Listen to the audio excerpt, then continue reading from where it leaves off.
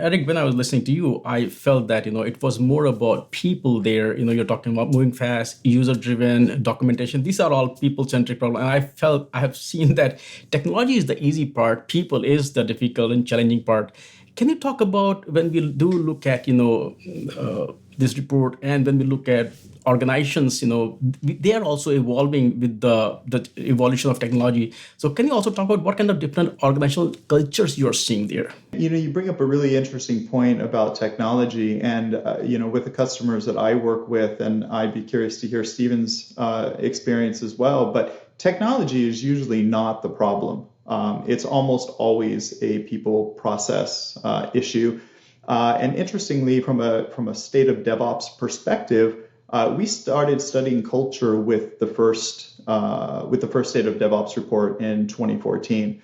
And we have continued to look at culture and the impact of culture every single year. And so, this year is no different. One of the things that we always look at is a Westrum-defined generative culture.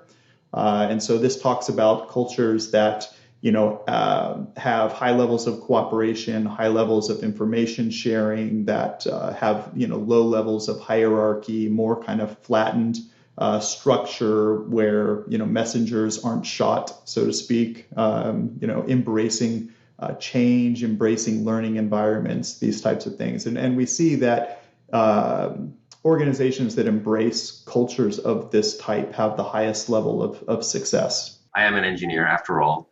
Technology is difficult. I think it's definitely the part that we, or the cultural part is a part that we definitely underappreciate, right? And it's the part that we have developed less muscle and discipline and, sort of socializing around. And so that is definitely where the focus needs to go. There's a lot of headroom for improvement over there. And also the second thing I'll point out is that, and this is also hard for me to accept as an engineer, which is sometimes you have to compromise the technology to account for organizational, weaknesses, right? So these things as you go to work through to try to optimize toward the organizational health and things like that, sometimes you take a lesser technology solution because it's more adoptable and it's more practical for the organization, right? And so it really is an interplay between the two, where right now, I think the technology is definitely the part that we probably understand better.